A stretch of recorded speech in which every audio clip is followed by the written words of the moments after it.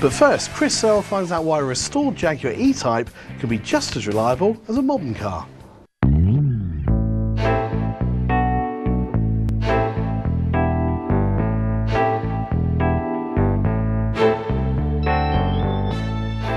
You know what they say, never buy a used car in the rain, because underneath that beautiful beaded sheen there can lurk an awful lot of unpleasantness. The problem with old cars is that the old designers and the makers had no idea how long their cars were going to last. And of course the reality is that most of them have gone to that great scrapyard. They've fallen victim to rust or mechanical failure, MOT failure. We know the story all too well, but fortunately a few old cars survive, and the reason a lot of them do is that there are still craftsmen around who can restore them and fettle them and make them as good as new. We've come to a car restoration workshop in Somerset so that we can meet some of these guys.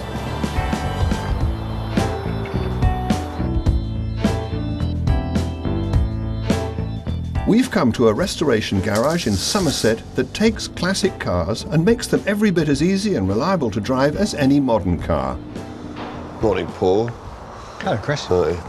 Paul's the boss of Bristol Classics and Sports Cars, and he's agreed to give us a walk around, see some of the projects currently underway here. Why don't we start with this one? It's a lovely colour, beautiful car. This is a Jaguar... It's an XK150. Okay, and what sort of job have you had to do on this? We've had the body off, and it's having a full nut and bolt rebuild to customer specification.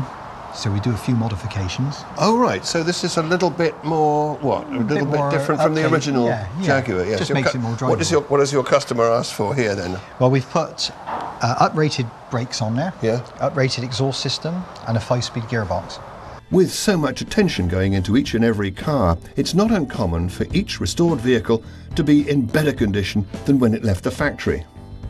In fact, a lot of these cars are altered and equipped with new systems to make them more suitable for today's road conditions, so they're not so much restored as modernised. They were put together on a production line, and areas between wings and things never got any paint, whereas when you restore them they get painted. They didn't have wax treatments and rust preventative treatments like we do today. So, you know, with them restored, they should last a lot longer. Well, that's very interesting. So you end up with a better car than if you'd been buying it new. Unfortunately, the British climate isn't ideally suited to preserving cars, so many of the most restorable vehicles come from warmer climes. Frankly, this looks terrible.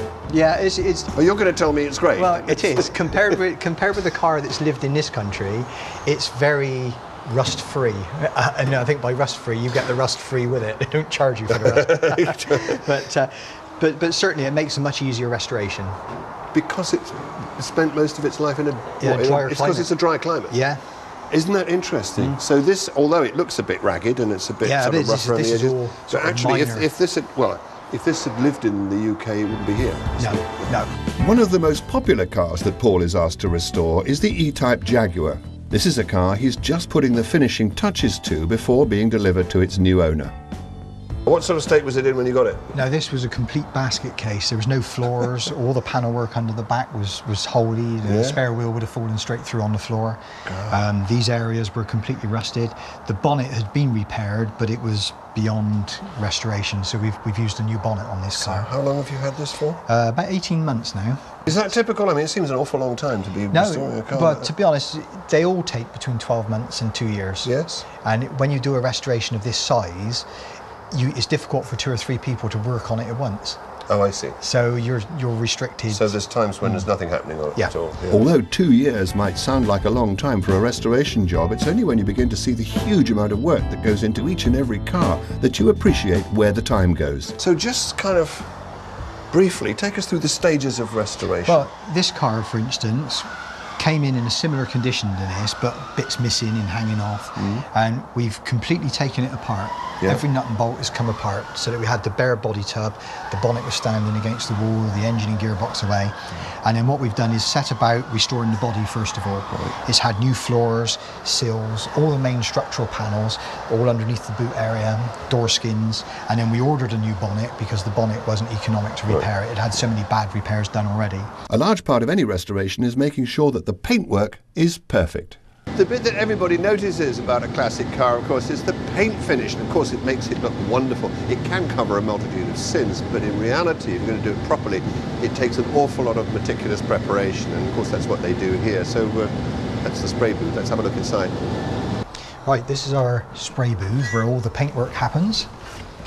Oh, yes. Oh, God, yeah, I think I recognise that one. Don't tell me. Ford, Zephyr or Zodiac? It's a Zephyr. Yeah, Ford Zephyr. Yeah. Great. Yeah.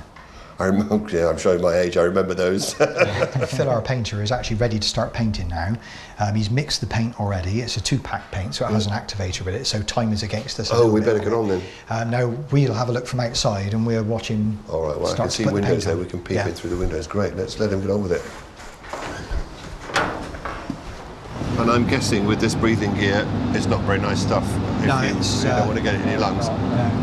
It's isocyanate base, which is poisonous and it's carcinogenic. So it all has to have air fed to the mast directly. So he's being fed air from outside? Yeah, it's being fed direct from the compressed air system, and it has a regulator on the belt to give you you know, just that little tiny bit there, watching him do that, I can smell it and taste it slightly. Can you? Yeah, it's very strong smelling. Each sweep with the spray gun, you overlap the next one very slightly to give you a good coverage, and then you have to wait 20 minutes for that to start to go off, and then you give it another coat, and then you do the same again. 20 but he's giving that a wonderful, even sheen. It looks, I mean, it's only one coat, and it looks finished to me.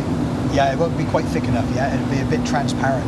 Some colours are worse than others. White's a very good colour because it hides a multitude of sins, slight dents and ripples, whereas a dark colour, such as the dark blue XK, any little ripple shows through a dark colour, and black is even worse. And you have to have the preparation work has to be absolutely spot on to start with.